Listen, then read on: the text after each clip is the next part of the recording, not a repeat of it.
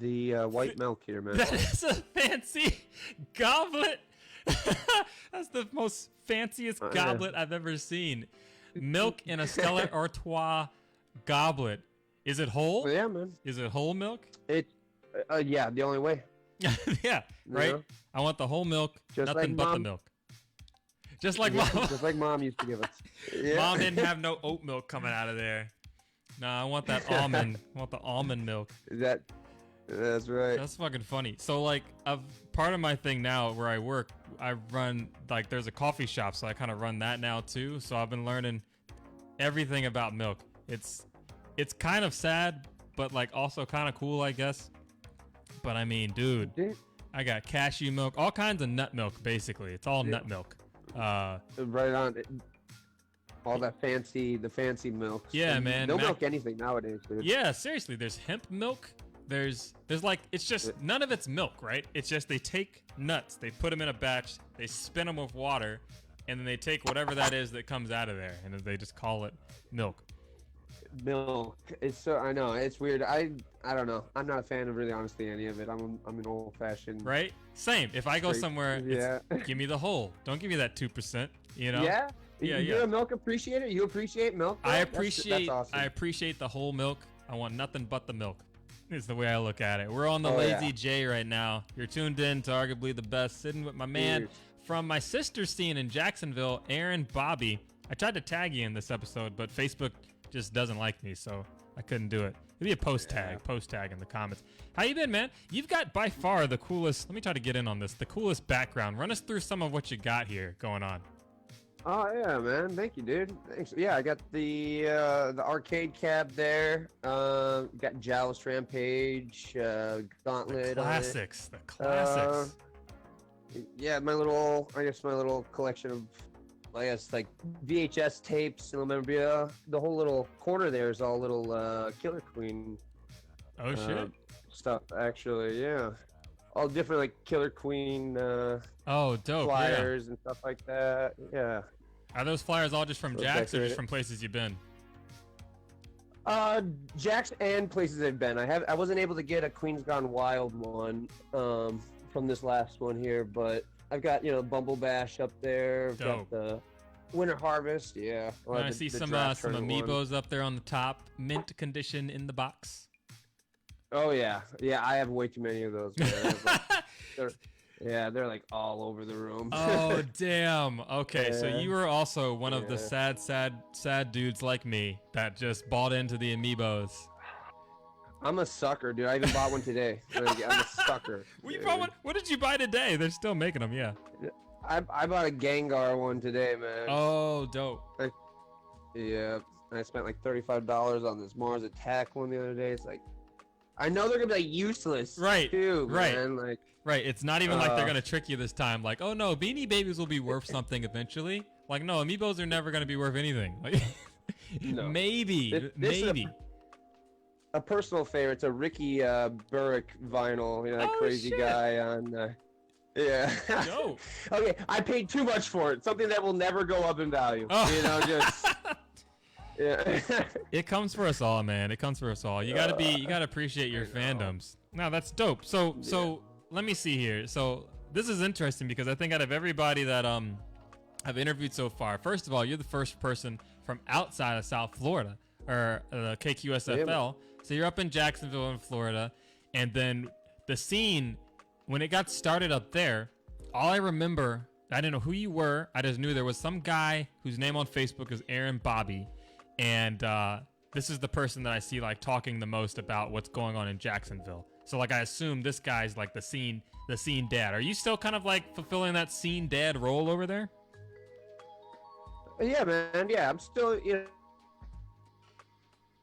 with a lot of help from a lot of other people too. There's a lot of people that have stepped up and helped taking roles, which I'm like thankful for. Yeah. It's running tournaments and stuff like that. I ran the first tournament pretty much by myself, and it was a lot of work. Yeah. Like having some help on this last one, and we've got Noah's been stepping up doing some draft night stuff, and I'm not the scene dad, but I tried to strict to like strictly Killer Queen stuff. You know? Right. Yeah, it kind of gets spread around a little bit. And then let's talk about that first tournament for a bit. So I wasn't able to go to that one, but we did send a team. We sent Laser Wolf up there for the first winter harvest. 2 years ago, I guess, or a year and a half. The first one you guys did, it wasn't in January. It was in like December, right? It was in December. It was before Christmas. Mm-hmm. Yeah, and I remember our first encounter with Laser Wolf, man. That was our big eye opener. That was our first time playing a different scene. Yeah. And I remember they came up the night before, and we all pretty much started freaking the hell out after a couple games. And catching that early smoke. Yeah, we didn't expect it at all. We were like, okay, let's see what's up, man. Because we're going into it, we're like, let's go. You know, JAX versus South Florida. We got it, baby. Our home ground. Let's do it. You know? Oh, man. But they came up. But we learned a lot, though. We learned a lot from them. You know, that's pretty much what we're taking away from all this. Like, every tournament we play, man, we just learn so much every time, man. We were talking about you guys in one of these episodes. I forget which one it was. I think maybe the Levy episode or Malloy's episode. But we were talking about JAX and, like, how you guys have had the cab. You guys got the cab not too long after us. I think we had maybe like 6 months or something like that. But you guys got it pretty soon after, I want to say. And the interesting thing when we're thinking about how you guys kind of came and developed, because you guys developed really fast. Like the last time we were up there for Queens Gone Wild, like dudes were killing. Like dudes were doing some stuff. Like especially you guys' like home main team. I think you're on with Noah and all those guys. You guys were like doing some work, and you could tell like, okay, no, these guys have been to Bumble Bash. They've brought back all the receipts, and they've just been like running drills and like getting tech. And the increase was really fast. And we were thinking, like, why the hell was that? But, like, you guys got exposed way sooner, I think, to, like, the competitive aspect of play than we did. We were, like, sitting in the mud, dicking around for a long time. But in the first year of you guys being up, you held an invitational, you went to Bumble Bash, and then, like, shortly thereafter did your second invitational. And then in between came to 2 Queens Gone Wild. So you guys were, like, force-fed, like, all of this competitive up, man. So you guys were really rocking and rolling. What do you think like about that? Yeah, man. You know, progression in terms of like how you guys kind of came together as a scene? Because I don't know the nitty gritties of how you all compete, who's like considered really good in JAX in the scene. Like, what's the progression been like for the competitive nature of the game for you guys? The progression's been pretty steady. You know, I'm happy with where we're at. We could always be further, you know, but like we have some very diehard people. We hopped in, you know, when flight school was just becoming a thing. Oh, so yeah. That really helped out too. Woody and you know, Clarkson. being able to come in and the infographics that were out there, you know, there was a bunch of us that instantly, as soon as we found out that these tech things and these there was actual moves and strategies to this, like we were in. And, right.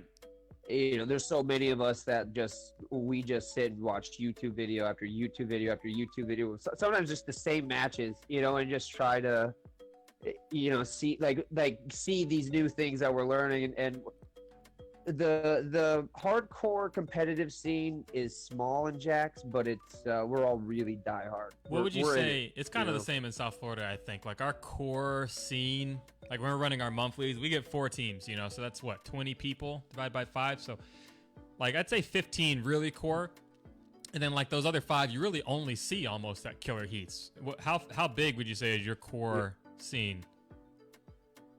I'd say we're probably like right around that area there. Yeah, for sure. Yeah, we've got a lot of teams that are really coming up too. You know, we really have the one main team that's the team that I'm on. That just kind of we're a lot of us kind of piled onto to one team. Maybe the what's usually like the Major Laser or Laser Wolf. Sorry, team down there. You know, Major Laser Wolf. As I like to call them. That's what I call it. But yeah, like, you know, we try to be that powerhouse team, but there's others that are catching up, man. There's others that, like, you know, they're they're really working, man. Yeah. It's awesome to see. And a lot of these people are newer people just popping up out of nowhere. You know? Oh, that's interesting too. Yeah. So that's one thing that's interesting about your scene, like in the competitive part of it. I think JAX starting off like a lot of other scenes too. Like there's kind of this it's tough to get to the point where it's like, okay, there's the casual play that we've all kind of started off with, and now there's this introduction of the competitive play, and like some people are going to gravitate towards that and some people are not. So like, how did you guys kind of get, because I know you were talking about Wednesday Warriors with like Jay Harvey, and Jay would come down to like South Florida every once in a while and be like, man, these dudes are, you know, playing so competitive, their whole like drafts are like crazy and whatnot. And then go back and bring that and be like, yo, I want to do like more stuff like what they're doing down there and like get more competitive. But I think there was like some, you know, initially some like pushback on that. How did you guys kind of get over that hump? Yeah, I mean, you know, JAX is so hungry for competition, and draft nights, you know, which are just kind of like the casual, I call it casual competitive. Yeah. You know, it's like but it's casual, you know. Mm-hmm. They were becoming just very competitive, and we just needed something to just like release that a little bit, because we don't get a chance to travel to so many tournaments. You right. know, we definitely want to try to get to like a North Carolina tournament, another Tennessee tournament for sure, maybe a Texas tournament would be awesome. Oh yeah, yeah. But, go to Dallas. Dallas is great town. Yeah, that'd be so awesome. We would love to play Texas for sure. But you know, so we just had to make a Wednesday Night Warrior similar to your guys' like Heat Night, that just get a little competitiveness out, you know, get that out of your system. Man. Right. Yeah, it's a thing, because if you don't have that aspect, then like the core, you don't get to feed that core, you know, part of the scene. So that's super big. And then when it came to the rest of the like the big competitions, going back to talking about like Queens Gone Wild 1, this was crazy because this came off of, let's see, this had to have been, let's see. No, this was before, Queens Gone Wild was before the first Winter Harvest, was it not? Like Winter Harvest was later that same year. It was roughly about like 2 months after Winter Harvest, the first one. Okay, so Winter Harvest February, happened, and ours was in like December. Right. Okay, so Winter Harvest happened, and then Queens Gone Wild 1 happened. So right. one of the like funniest things early out the gate, I remember you guys were throwing this tournament, and somebody posted up, was like, hey, entry's $20, and the whole national scene was like, $20? What are you doing? And then Jackson was like, hey man, fuck you guys, it's our tournament, and we were kind of like, just like staying out of it, because it's like, yeah, I mean, my whole position was, listen, if you've got a scene, like do whatever you want, like take feedback or whatever, but then do whatever you want. It's your scene. Yeah. So like if you want to pay $20, pay $20. And you guys had a whole bunch of JAX teams there. Laser came, and then one team from Minneapolis, I think, came down too, which was cool. I think they ended up winning everything. But like, what was that whole interaction like for you guys, boots on the ground? Because I think nationally, like I've definitely experienced that, like when people talk about Florida and they talk about JAX, there's definitely like a negative connotation around that got built up. And I find a lot of my time elsewhere kind of doing a lot of work to say, yo, no, give these guys a chance. They're really dope. Like, you don't like that got blown out of proportion. Like, no, they're actually really, really chill. Go to their tournaments, see them when they come and hang out, and like basically just pumping you guys up, because obviously like we know, you know what I mean? But how was that like for you guys, just digging through that whole situation? Man, JAX has been just awesome through it, man. We all have been in it, like, you know, in the end, you know, it's like you said, it's our scene. We're running it, you know, how we want to, because we see each other every day, every week, you know, all the time. We're playing with each other. Let's make sure that we do things the way that we want to, most importantly. And then, you know, as we learned over time, that there is some standards that are set. There's some things that, you know, that you do kind of have a little unsaid kind of flat rule across all the, you know, we've just been awesome through it, man. The whole community is just, you know, we've just made memes out of it pretty much. The $20 meme is still a thing, you know, saying $20. You know, yeah, it's so funny. Yeah, we just laugh with it. You know, we understand. Yeah. The new guys, the punching bags, kind of like the hazing almost, you know, and we've been great with rolling through it, I think, man. And like, and no hostility towards any other scene. You know, we've always been down with whenever any scene wants to come up and talk to us, we talk to them. And the thing is that, you know, a lot of people did want to like hate us and they wanted to not like us, but one by one, the people that met us realized we're all chill, we're all just like them. Yeah, you know, we're all the same. I think that's a big point. I'll tell you South Florida's shit story maybe a little bit later, but I think that's a big thing. And then, like coming off of that, because like again, I personally didn't get to go up to Winter Harvest, the first one, but Laser Wolf went. They came back. They told us how cool everybody was and like how fun it was. How pissed they were that they got second, but like they were really cool. Like they had a good time. So we're like, oh, these guys must be dope. Then when you guys came to Queens Gone Wild 1, I'll never forget. Like people came to that tournament. It was a great tournament. It was our first one, Invitational. We were like, whoa, like we want to try to get 16 teams. This is pretty ambitious, but like let's try it anyway. South Florida's like a party town. Like okay, we should be able to get people down here. And teams showed up, and it was cool. But you guys showed up, and I'll never forget. Like you guys drove down. And it was like a fucking, like, you guys brought such a damn cheering section with you. Like, I don't even know if everyone on the trip was even playing. Like, I feel like there were people who just came, like, just to support, which is insane to me. Yeah. Like, but you guys rolled so deep at Queens Gone Wild 1. And I remember, like, every time you guys got on, all I heard was this cheering section for Jacksonville. I almost even think like somebody at some point, one of the TOs or something was like, hey, yo, you guys got to quiet down. Or like somebody was coaching or something. Or something was going on. People were getting excited. But I always thought that was really cool. And like I've always felt that the JAX scene is definitely one of the most tight-knit scenes out there. Like even right now. Like you guys were all friends or something before Killer Queen started. You know what I mean? You know, some of us were, but a lot of us met at Killer Queen, and that's what's crazy. And that's we do everything together. It's so weird. We meet each other at the bar. We never knew each other before. You know, like I said, some did, but like we meet each other at the bar, and instantly it is like that cult. How we say, you know, the cult mentality of like we all just do everything. We go to the movies together. We go out to eat together all the time. We just constantly like board game nights at people's houses. Like we are all best friends, and that's what also helps with when we're down so loud, because you know you're just rooting so hard for just like you know your best. But yeah, I love it. I love it, man. It's one of the greatest things. Something that I always say. You know, especially if we have a tournament here at Jacksonville, man, be loud. Everyone be, you know, scream your head off. Mm-hmm. It's really cool, and it definitely does something to, like, the psyche. There's, like, the home court mentality, right? Even when you're away, it's the same thing. Like, if you're watching college sports or NFL sports or whatever. Yep.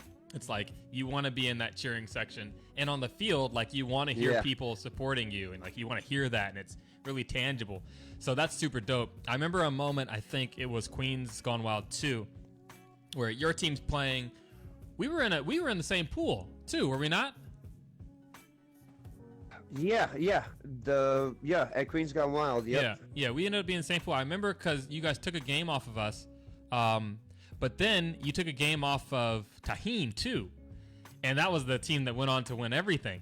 And I can remember being like in the cheering section at that point. It's like when you guys took that game, we were like, oh, just like everyone's losing our minds. How did you feel about that? Because that was, you know what I mean? Like that was the team that went on to win. And you guys from Jacksonville, new scene, managed to take a game off them. You know what I mean? It's big. Hey, almost got two. I mean, I'm not kidding. Yeah. We almost did get two on them. Yeah. Those are facts. Yeah, man. I know that. Really shows you know how much we learned from Bumble Bash specifically. Yeah, like we came back from Bumble Bash with a completely almost like a scratch everything we thought we knew. This is what we learned from Bumble Bash, and I feel like you know come this next tournament when the tournaments start back up, man, I feel like you know JAX really is gonna start you know doing some work. You know we're coming for it. Yeah. I think that's so cool and huge, man. Like whenever you get that first kind of little moment, I think for South Florida it was Hive Hustle. It was a different tournament called Hive Hustle in LA, and the interesting thing about that one was it was It was a major. It was new. It was sponsored by Red Bull, so it was like, you know, had all this buzz around it. It was cool. But the very first game of the tournament that was played, it was between my team and another team from. It was a mixed team, so it has all these players from these different scenes that everyone knew. You know, these guys have been playing forever. There was one person from South Florida, Amanda, who was playing on that team, but everyone else, everyone knew these 4 people have been playing for years, and like it was just a big thing. So like that being the very first game of the tournament, the first game that was streamed on like the only cab that was streaming games, and we lost the first game. Yep. So like everybody's just following the course pattern of, oh, here comes a new scene. Here comes, what are they again? Is this an LA team? Like they didn't even know who we were, where we were from. And they're like making fun of us. We're wearing these jerseys we got. We're on these uniforms. They're like, oh, well, at least they'll look good. If you got to lose, at least look good. Yeah. Just talking so much smack. I was watching that, man. I was watching that. Yep. Yeah, and nothing against those That's guys. funny. I think at the time, I think it was Dylan Lee maybe and Belia commentating, which I love those guys now. I was like, you know, but we ended up winning the last 2 games, so we won the set, and everyone at that point was just like, whoa, South Florida actually knows what they're doing. Florida picks the win. Right. So I think from that point forward, it was good for us in our scene. Like people started to, because like for better or for worse, in this scene and many other competitive ones, like game respects game, right? So like you kind of have to prove yourself to earn. It's not like you start at 100 and then you start at 0, you know, and then you go up. Right. So I think that's been really, really cool. Yep. In terms of the competitive kind of scene within JAX, how has that been going? Like you guys been doing Wednesday Night Warriors up until COVID, of course, but like, have you guys had the same issue where it's like one team wins all the time, or like, do you guys usually have about 4 teams, or like, what's kind of been the breakdown of that? Yeah, we've been having kind of the same team has been winning every time. It's kind of what I heard was like similar with like Laser Wolf down there. Mm-hmm.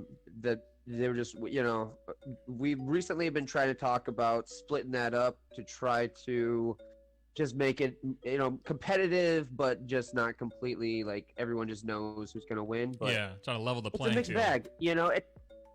Yeah, it's a mixed bag. You can't hold people's hands, you know, to get into this competitiveness. If they're in on the competitiveness, then they're in, which means that they can lose, they can learn, they can grow. They'll still want to keep coming back, but at the same time, you know, you want it to be fun. You want it to be competition, you know, like so it's tough, but there's just so many things, you know what I mean? It just, you could go through variables with everything, with draft night, with this Wednesday Night Warriors, all these things. Like it's hard to find, you know. Mm-hmm. No, that's funky, dude. I think it definitely kind of comes down to that you guys get a lot of direct support, I feel like, from your bar, from Keg and Coin. Like they seem to be, I like that bar. When we went over there, they had some really cool stuff. They got good games.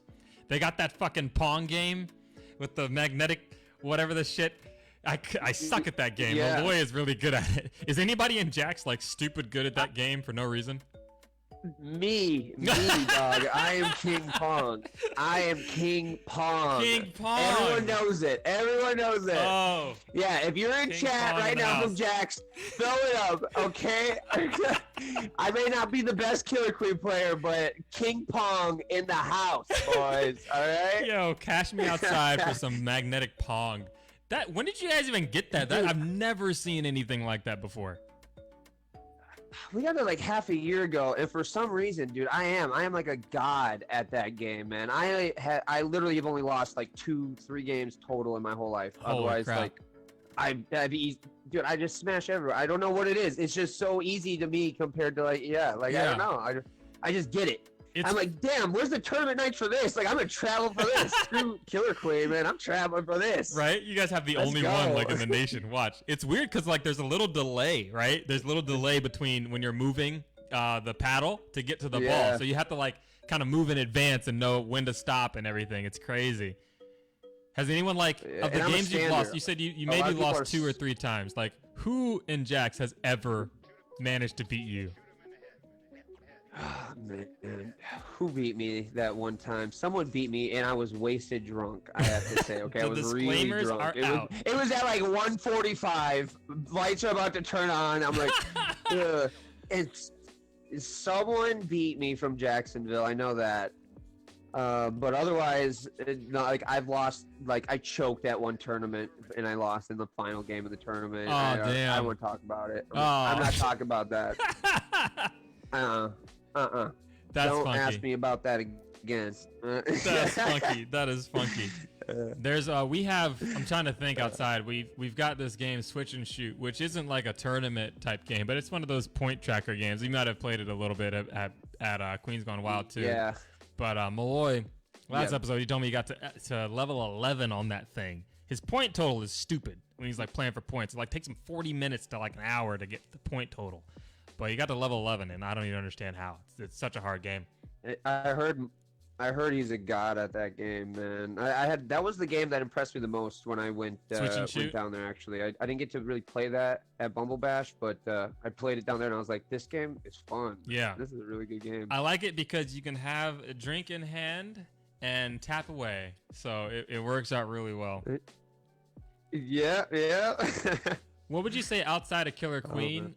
Which game at your bar gets the most touch? That's a good question. For us, recently, right? Like people would offshoot, like one person's really good at Pac-Man, that's Levy. Another person's really good at like Galaga or like things like that. But recently we got that Galactic Battlegrounds, and that has been a lot of fun. The little 2-player Galaga game. So I like to play that a lot. But what other game in your bar gets some play?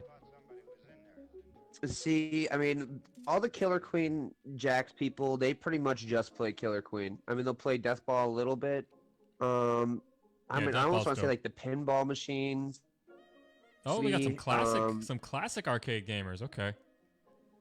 Yeah, the pinball scene up here is pretty decent, honestly. There's a lot of like competitive like people that do the tournaments and everything like that. Yeah, it's pretty cool. I've learned a lot from it. We've got one guy down here that plays pinball competitively. He's one of our older members, honestly. His name is Vince.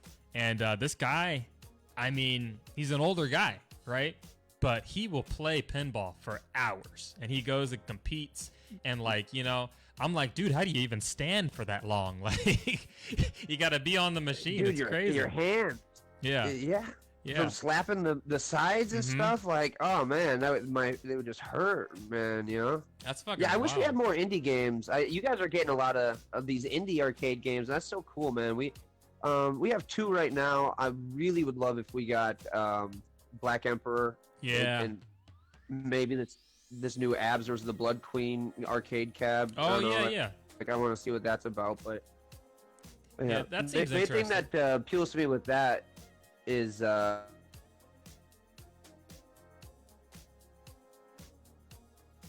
technique, and it's the same, you know, the same kind of like sticking patterns and whatever. I don't know. They say it's a great way to practice without having to put, you know, the quarters in the moon and just fly around. Yeah, man.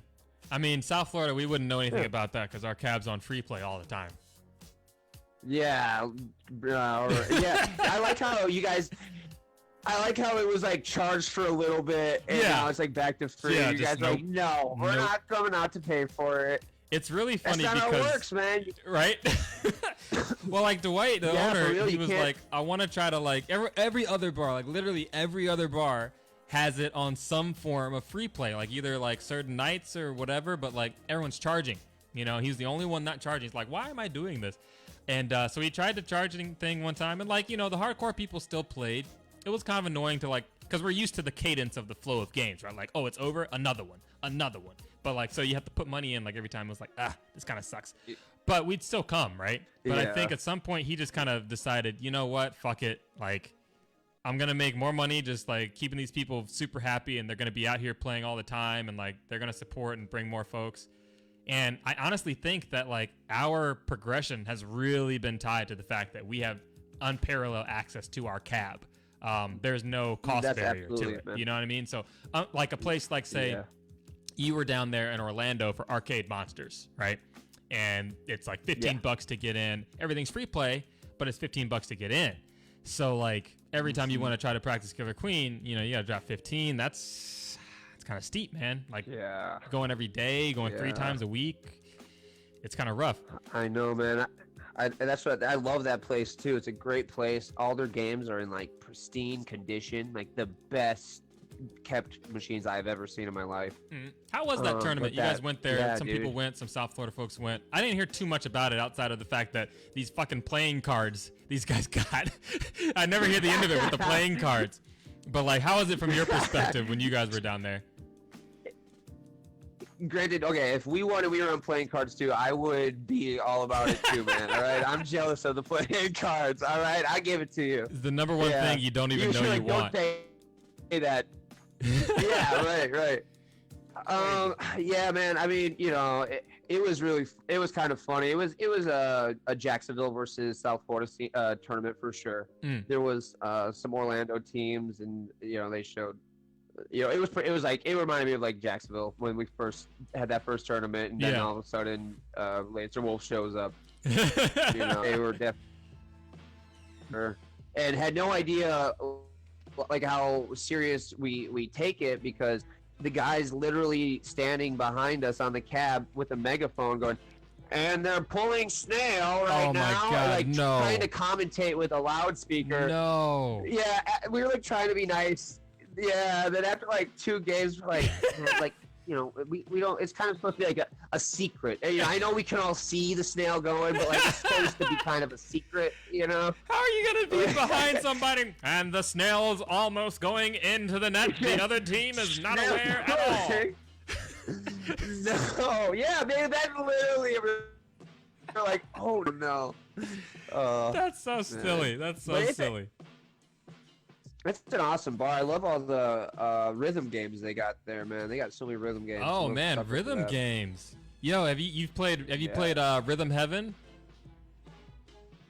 No. Dude, rhythm games. Okay, Rhythm Heaven, I think it came out on the DS first, but they have it on the Wii, and I think they just made one on like the 3DS or something. But Rhythm Heaven, if you ever get a chance to play that, that's pretty dope. They had an arcade cab for Rhythm Heaven at a couple bars. I've seen it 2 places. I'm forgetting the second place, but the first time I saw it was at Logan Arcade in Chicago. They've got it, and it's not as good because when you're at it like an arcade, you know, they're using the cab speakers and they're always shitty, so you can't hear for the rhythm. Yeah.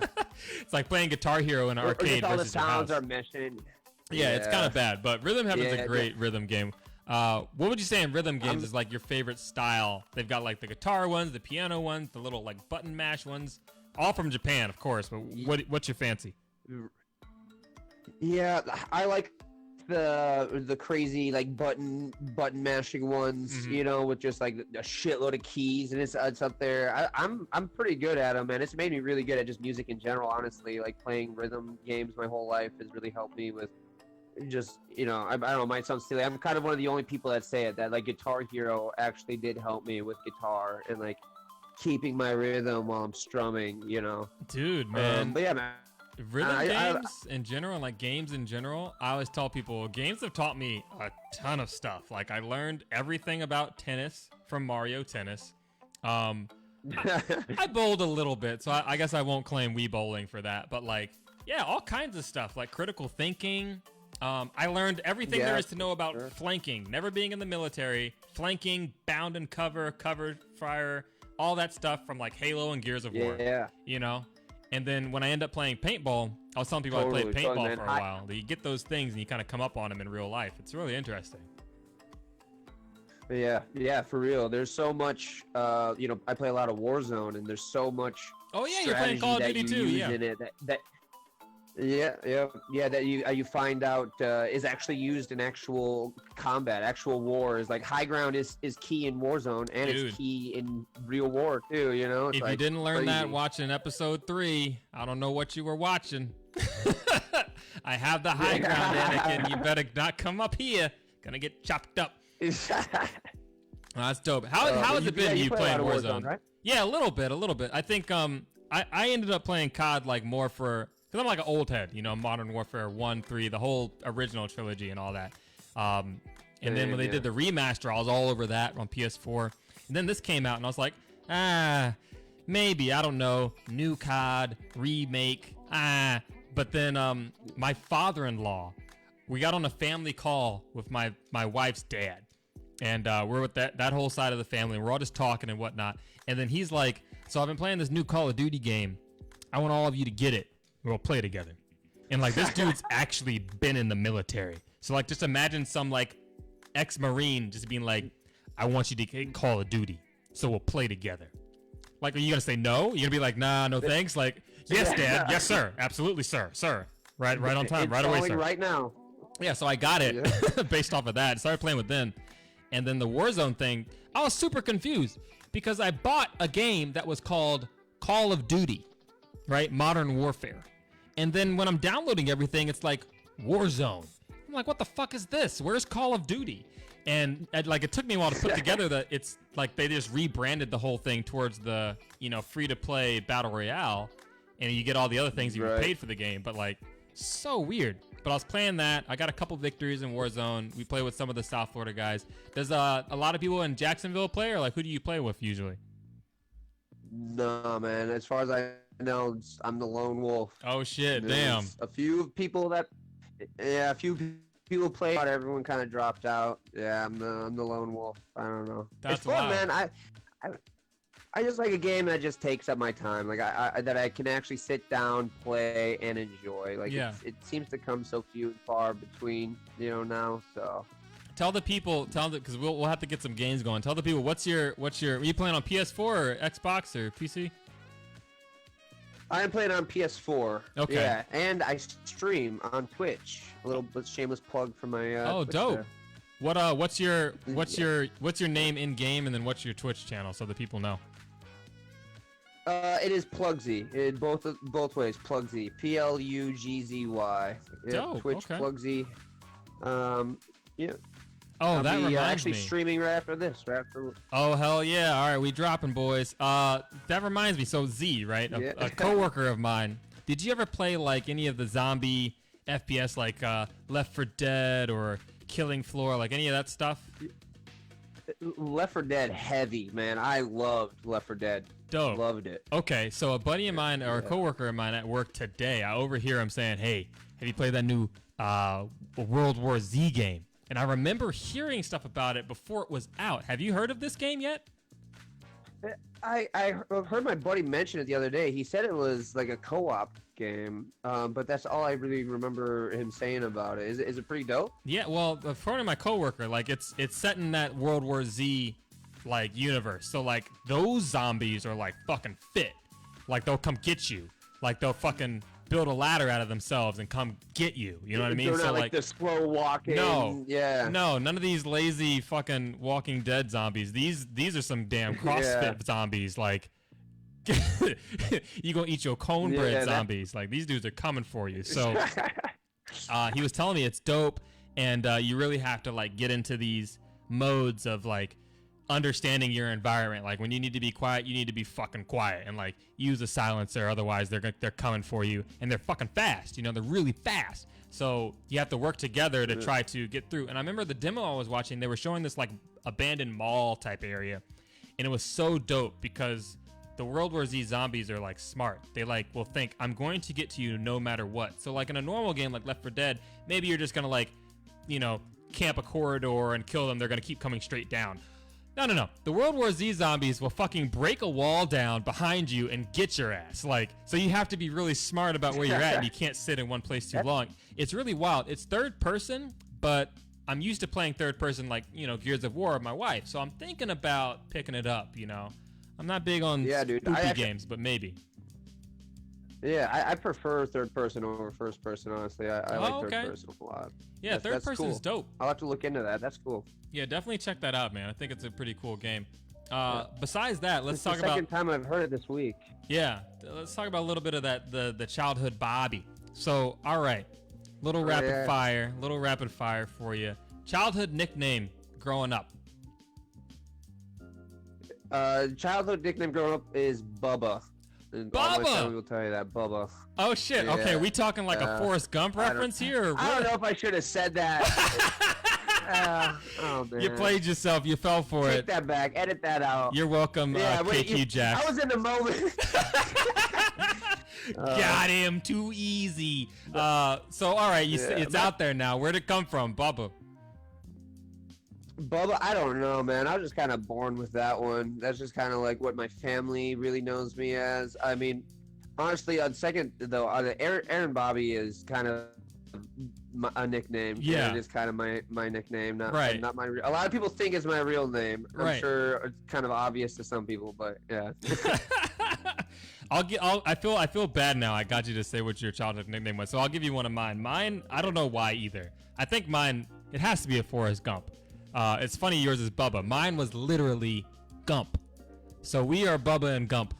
Gump. That's been revealed here on the Lazy J. That's sick. Yeah, it was Gump. That is sick. Yeah. All right. Yeah. Yeah. My nickname like evolved based on what media was out and like what things my brothers wanted to watch. So when Lord of the Rings came out, my nickname changed officially to this day. I'm still called this sometimes for my brothers, but it was Gump. Then it was Orc. Orc. From fucking Lord of the Rings, all the orcs. And I'm like, why you guys call me Orc? And it's like, I don't know, man. Lord of the Rings. You're Orc. They're like, all right, I'm Orc, I guess. Dude, there we go. We'll have to be on some team together at some point and use the Bubba Gump in there somehow. Dude, just fucking name a boat named Jenny. That's what that team name is. A boat named Jenny. I'm down for it. So your team, you guys built this team together. Obviously, like the KQSFL team is arguably like that's our top team. That's the one we send to travel and do the work. I've talked a little bit before. I don't know how it came to be like the team that gets sent. Like we didn't have tryouts or whatever to like build the team. How did you guys construct the team that you sent to BB4? Yeah, so that would be we were dumpster J divers at that point. That's our previous our old name. We are officially called the Duval Divers now. Duval Divers, okay. Well, before you move off, I know there's a story behind those, so just hang on to that. But I'm going to ask you about Dumpster J Divers, the name, and also Duval Divers. So we'll get to that. But go ahead. BB4, you're building the team. Yeah. How'd it happen? Yeah, so, I mean, there's just a lot of players that really just stand out. Brian the Queen, obviously. Yeah. He's the best queen in Jacksonville. Brian's nasty. He's nasty. Yeah. He's an incredibly smart guy, so focused. It's funny, like, thinking back of, like, when I was teaching him things and everything, and now it's like he is my master. Like, he teaches me everything. The circle is complete. I learned so much from him. Yep. Yeah, it's great. And then Matt Stevenson, which is Jacksonville's, like, hidden weapon. He is absolutely dirty. Like, the best speed warrior in my opinion, because I'm biased ever. Right. Matt Stevenson is the best. He is so good, man. Yeah. Is Matt Stevenson the guy? Does he usually play checkers? No, he usually plays skulls. He plays skulls. He plays skulls. Speed warrior on skulls. Gotcha. Yep. And we got Joshy Two Fingers. Joshy Two Fingers, my boy. Yeah. Yep, we got him on abs, and he's a great guy. He's just so ballsy. He'll go for like any. Yeah. Like gets that ready. He wants to do something flashy too. Always, he's always going for the flashy shit. He wants that clip. If he sees his opportunity. Yep. Look, no hands. Clip it. Yep. Yeah. And then to top it off, Nathan Morris, someone who, like, from the first day he came in, he won his first draft, and then he was just winning week after week until we realized, like, wait a minute, this guy is automatically like a ringer. Like, we got to kind of like fit him in, because from day one he just seemed to get it, and like has just been consistently just great ever since. So the team kind of formed itself. And then we got our unofficial sixth member, Jacoby, who's just like just skyrocketed. Mustache. Yeah. Mustache. Yeah. Yeah, Jacoby, he was he is. No, go ahead. He is the most diehard Killer Queen guy that there is in Jacksonville. That's for damn sure. This guy will spend just hours like at the cab by himself, like just tapping, like just practicing his J dive, just doing sticks, just doing whatever, just playing by himself for hours, you know. That's dope. That's dope. We might have to coin a phrase because in our scene, that's a guy named Jabin. That's Jabin. I think when we came up to Fire Nation or came up to Queens or God damn it, gone up to Winter Harvest 2, he was on my team, Fire Nation. Big dude, dreads. He was our speed. And same, he just will stay at the cab and we'll just fucking go for it. You know what I mean? So Jacoby's our Jabin. I love Jabin. Yeah, I love Jabin. I love meeting him at Winter Harvest. It was great seeing him again at Queens Gone Wild. But I also loved Levy. He was a super chill dude. Levy. Like, special shout to him, man. He was I was like, man, this guy is just cool, man. He's just so chill. Like, Levy, I love that guy. swear to God, every episode of the Lazy J will somehow still feature Levy. I told him this. I don't know if you've seen the other episodes. That's how cool he is. Everybody loves Levy. He's continental. Yeah. I swear, this man. That's great. That's why when I was coming down to Queens Gone Wild, I asked Heather that. I was like, is Levy gonna be there? Like, are we gonna be able to hang out with Levy? Oh my God, I had to be careful. I had a bullet in my mouth. I'm gonna be burning. That's hilarious. So when you guys get to Bumble Bash, you've got the team. You've got the team formerly known as Dumpster J Divers. Or actually, shit. Before I move on to that, we got to find out how these team names came together. So I feel like it's only fair whenever I ask these questions to explain my own, right? You can't ask somebody to do something that you're not willing to do yourself. So the team name, arguably, this gets into my South Florida shit story, so be prepared. I don't know if you remember this or if you guys were around, because this is very early in our scene. But we had a beef. We had a big beef that came out of nowhere, and it's been completely squashed. So I'll preface this with that. Like we have no problems with any scene. We're super chill. The scenes in question, it was South Florida and Austin, Texas.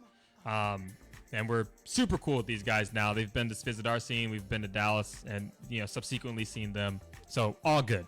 But in the beginning, before we knew how cool we all were, apparently in South Florida, we had a logo like everyone has, right? And we chose a mantis for some reason. And the mantis is their logo. So you've heard this. It went to shit. And they're like, wait a minute, that's our thing. Yep.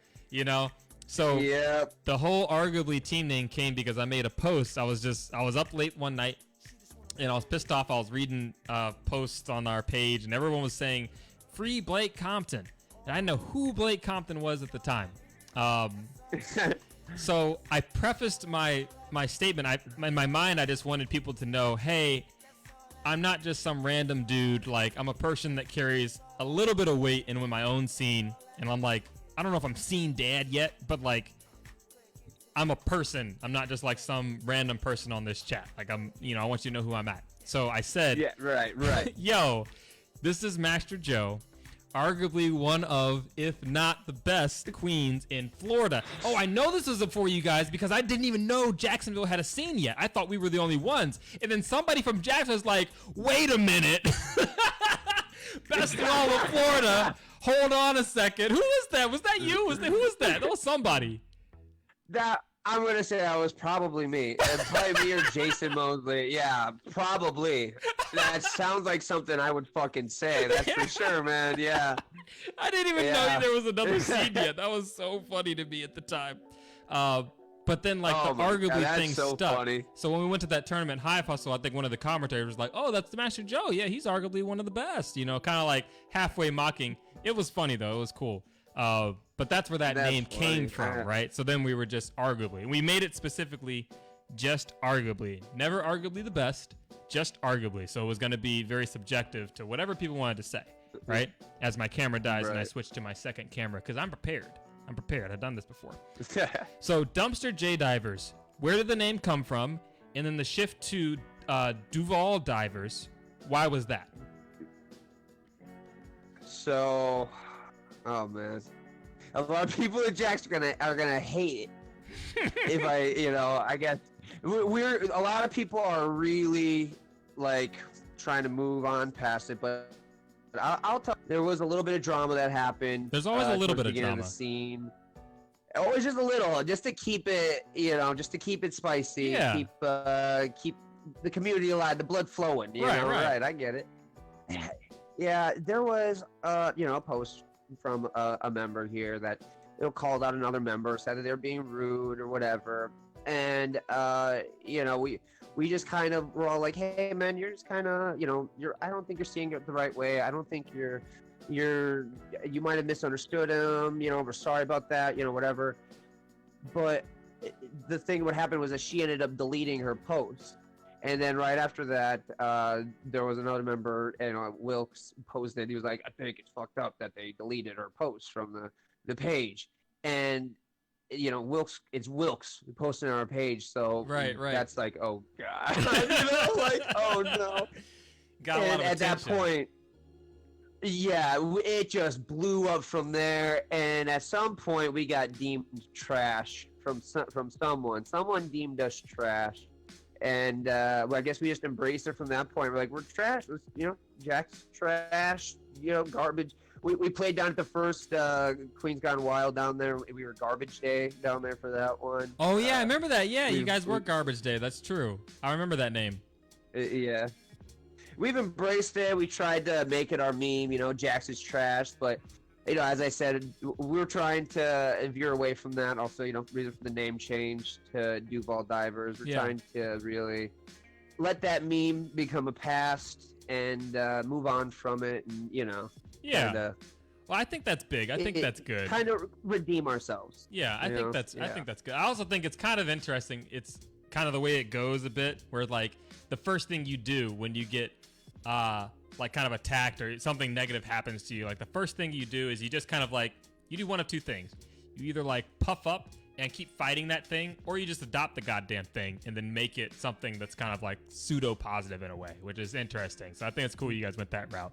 And then you guys had the name change. Obviously you're trying to like let bygones be bygones.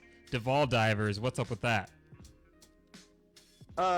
Well, we kept the divers part. Duval, that's JAX County is Duval County. So oh, okay. That's what. So you usually hear that chant, Duval. That's what that's for. That's what you were hearing down there. Oh, it all makes sense now. Yeah. Duval, that's got a good ring to it too. Like Duval, it's like it's fancy almost. Duval, like. That wouldn't work in South Florida. Yeah. Our county is Broward. So say Broward. Cool. I'll wait. The Broward Berry Boys. The Broward Berry Boys. New team. Broward Berry Boys. Somebody, when we get back going, do it. You heard it here on the Lazy J. That's dope. Right itself. Yeah. We were Berries for a long time. You guys developed your strategy really well. Did you guys start off kind of like us, like everyone is just doing berries because we all suck and no one knows how the hell to secure a snail? Yeah, man, that was actually kind of almost a problem. It was like there was, pretty much my team that really realized that like snail strat is best strat, like some strat, best strat.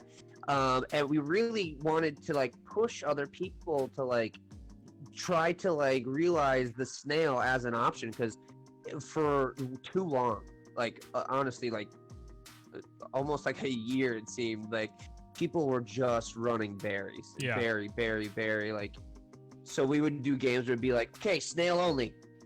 No berries. You can't run any berries. Just snail. We're going for snail, like just, those games were like, let's show you that this is a thing, right. Like, yeah, it was.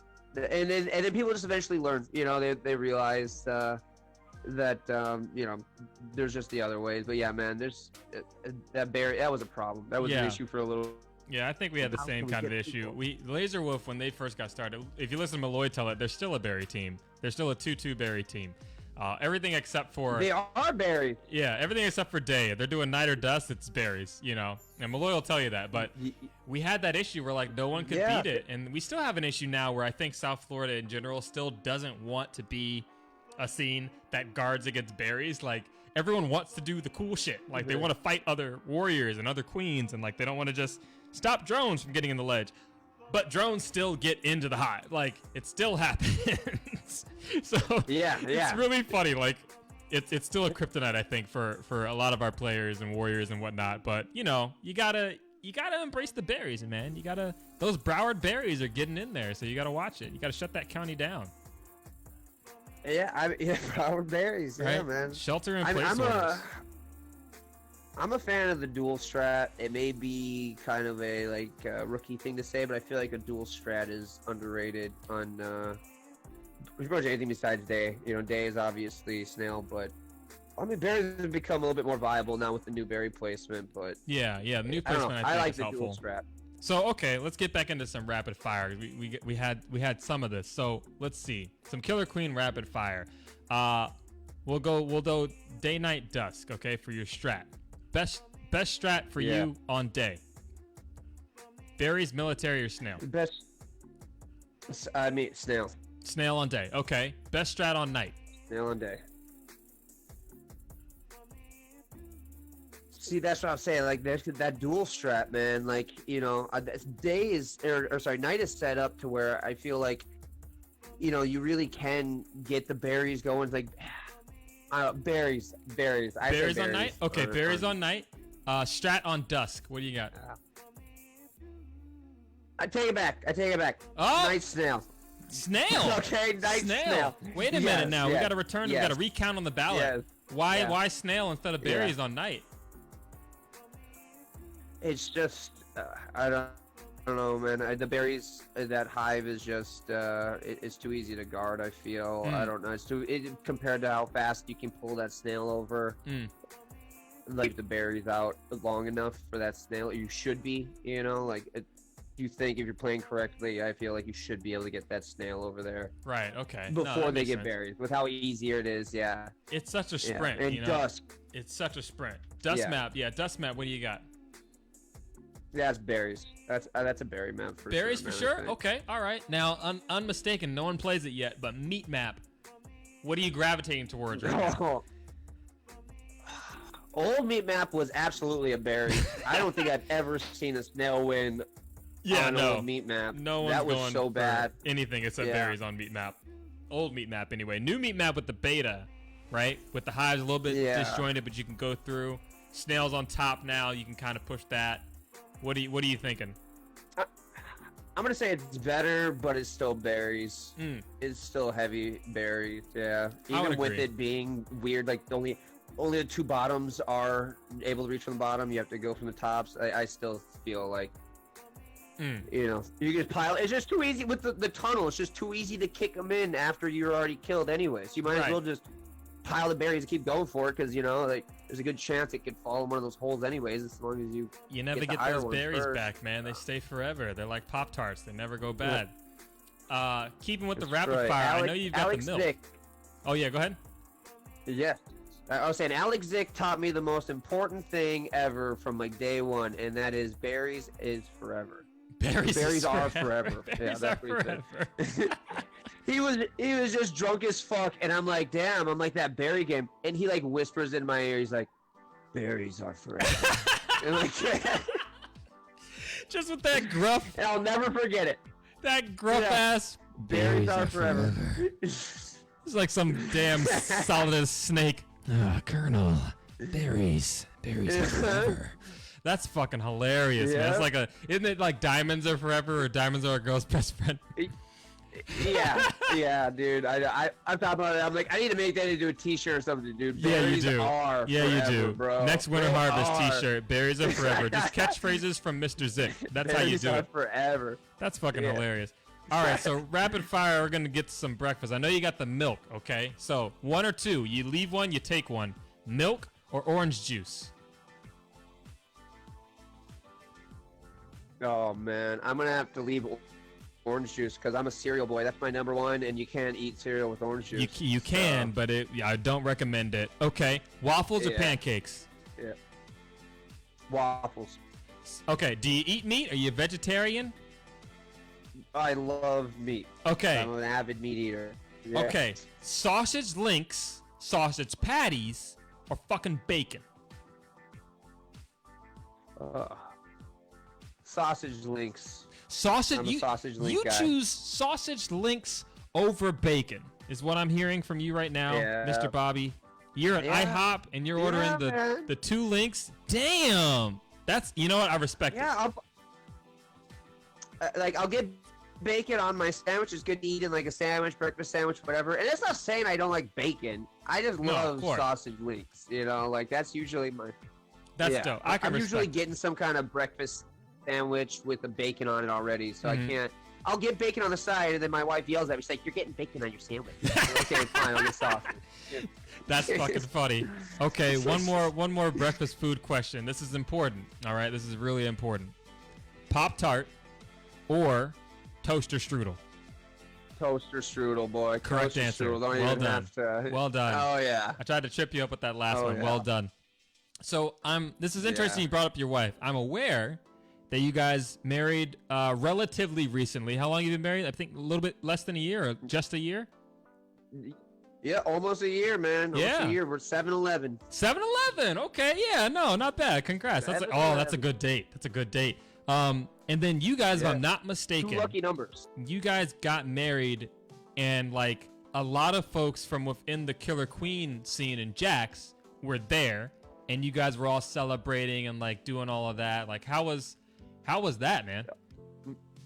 That was the celebration. Yeah, we went out right after we got married. We got married at like 4 or 5 in the afternoon. Kind of, kicked it a little bit after that. Went out at about 7 o'clock and just hung out. We just did the same thing we do every weekend. Just played Killer Queen with our friends and just partied. And, yeah, it was great. It was awesome, man. That is wild, man. So you guys, you met. I mean, both of you obviously played Killer Queen. Did you guys meet before then, or like when did the relationship develop to a point where you guys were like, yeah, okay, we'll do this? Like, was Killer Queen involved in that, or were you guys kind of already moving that, off the scene? Yeah, no, we met in Milwaukee. We're originally from Wisconsin. So that's what I'm a big fan of the Milwaukee Killer Queen scene. I follow them a lot too. I cheer for them every chance I can. I did enjoy losing to Kyle at Queens Gone Wild, but having him, knock me out of the wild card. But it was cool to see. I was impressed. I was like, damn, like, because I played up there when they first got their machine, and I remember I was the big man up there. I was dominating everyone. It felt awesome. I was, walking through everyone. Yeah. And obviously their scene is growing really fast too up there in Milwaukee. Yeah. Which is awesome to see because, like I said, I'm a huge fan. But yeah, we met in Milwaukee, and then moved to Michigan for a little bit, and then moved down here about like 4 or 5 years ago. We had like a hard time kind of finding our place in JAX, and we'd kind of just go to work, come home, go to work, come home. We found Keg and Coin, and then like shortly after we found Keg and Coin, they got Killer Queen, and that's instantly from day one. We made some friends. These people are awesome. This is cool, and it was great. And that's reason why I was like, there's no other people we would have liked to spend time with on our wedding day than those people that like have like really shown us our spot here at JAX. Wow, that's so organic, man. That's crazy. Yeah, that's really interesting. Like, I'm always interested in the concept of like people who meet around video games, right? Like, you always hear about like the old school World of Warcraft weddings, and like people that are into a game scene, and then like they eventually kind of come together. That's cool. Some buddies of mine met playing World of Warcraft. Damish obviously married his wife, and I think they met. I want to say they met around the Killer Queen scene. I don't know if maybe they met beforehand, but that's interesting. So it's interesting. Me and my wife, we don't play Killer Queen, but she does have the unique honor of being the only person locally who has a 100% win rate against me. She came to a draft night. She came to a draft night one time. One time, I kid you not. Richard Van will tell you this story. No bullshit. They came to a draft night one time, and Richard Van somehow influenced the team names. So she was on a team with him called Hide Joe Wife, and I was on a team called Hide Joe Kids. So, so we're going through a playing draft, funny. And her team beats mine. I think we were doing like a double elimination at that time, I want to say. So we got sent to losers. I think they beat us and sent us to losers. Then we came back and they just beat us again. And so 100% win rate. She never lets me live it down. It's fucking hilarious. Oh no. But it's really interesting. She won't come out for a rematch. Huh? No, oh no. Yeah, she's like the fucking Iron Chef. Wins one time, retires. It's the most ironclad strategy, I swear to God. So she's perfectly content to just, it's really wild. She takes a lot of pride in that because I play a lot of games and I, consider myself to be pretty good at them. So it's really fucking funny. But that's interesting, that whole relationship, around the game, and you guys got married. That's dope, man. Congratulations. 7-Eleven, I gotta write you a nice message, at least on Facebook or something.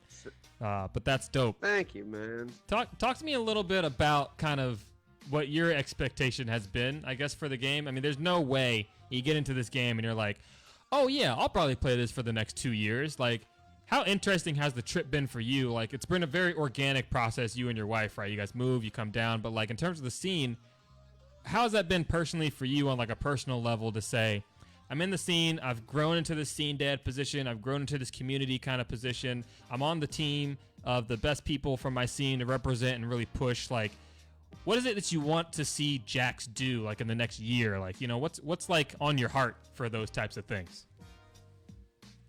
Yeah, man, I really just want to see JAX just progress and be be respected as an actual competitive team. And this is really something I've been I could only hope for it, as far as like how competitive Killer Queen is.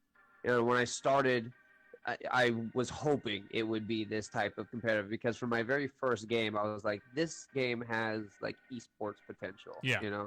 I told Nico back at Quiz Gone Wild, I was like, what level do you see this getting to, like growing to? I'm like, because if you ask me, I see this getting to like in a stadium filled with 50,000 people, like, what I mean? Like, I have the highest hopes for this game and the competitive level that this could be at, like, because I just love it. I think it's great. I think it's the perfect type of like strategy game, and the co-op with your team and how it just works together. I really can't really think of too many games like it that are even close to it.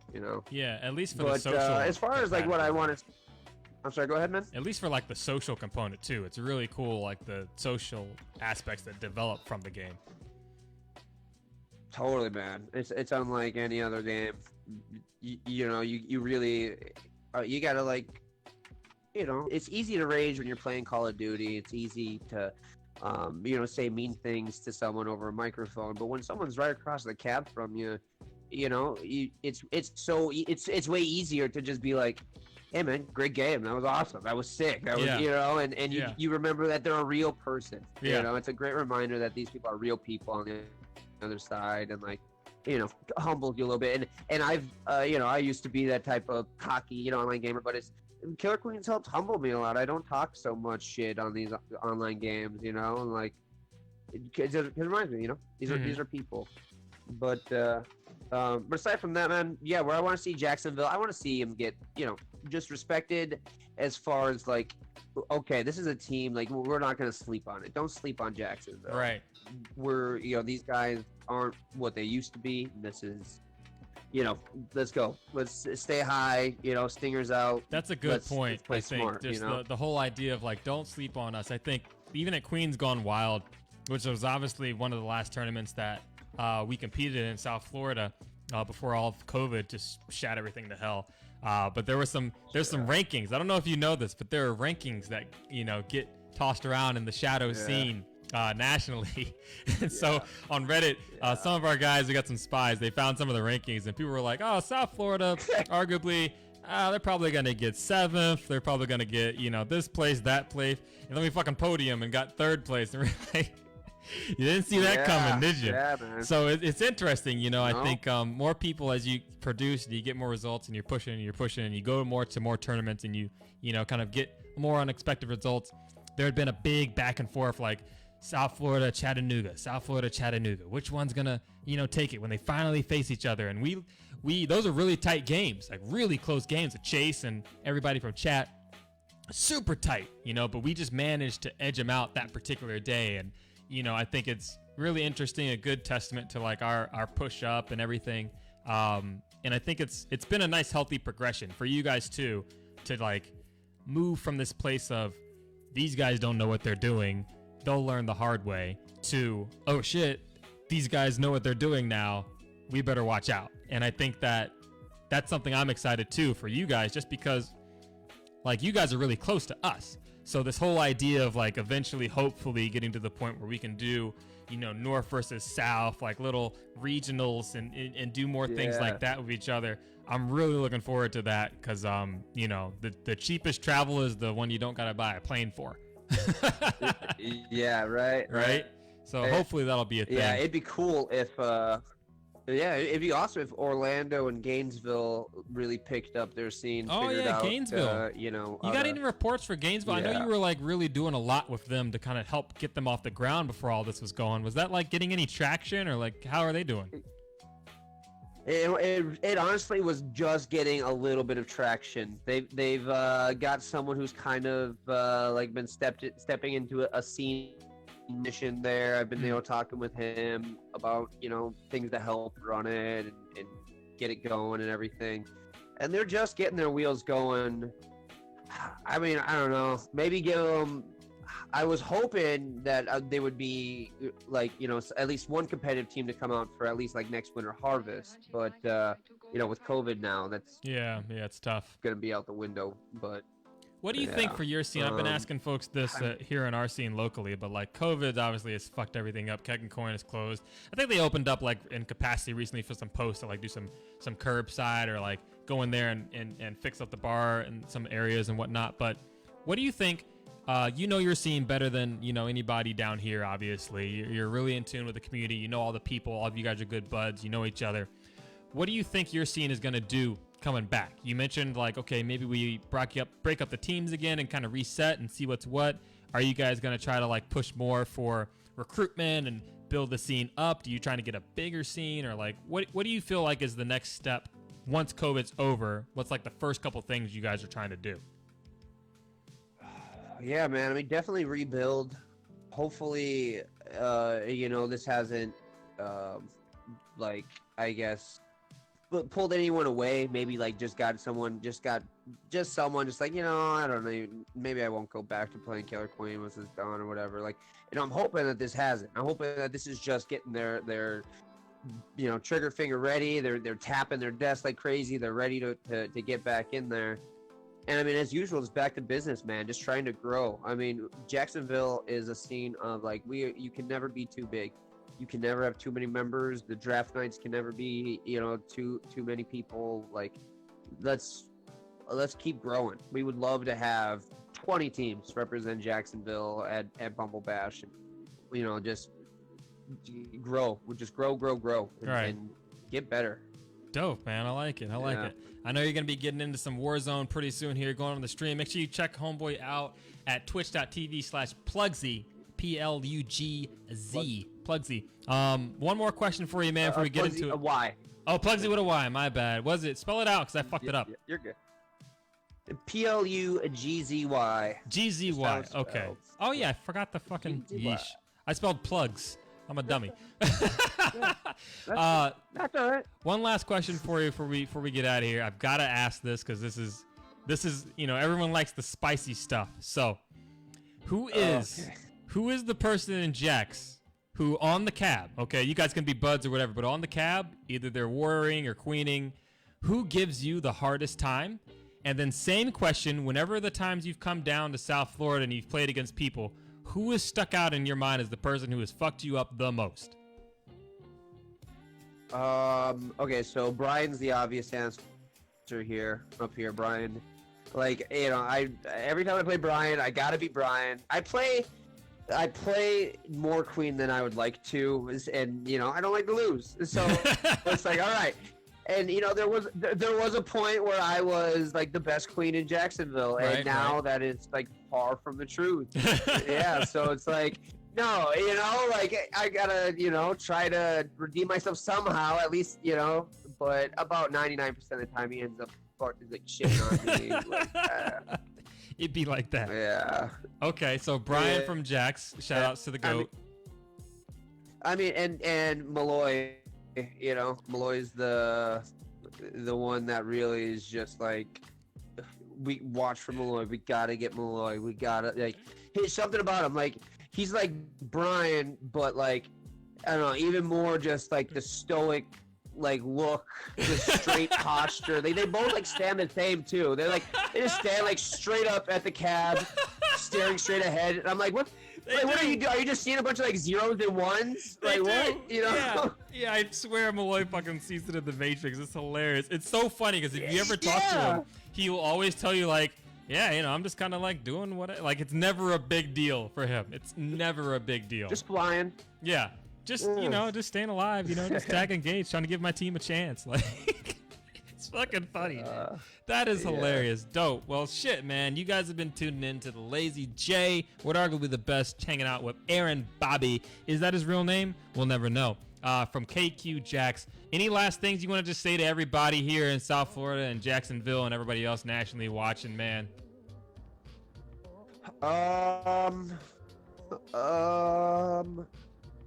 Follow me on Twitch.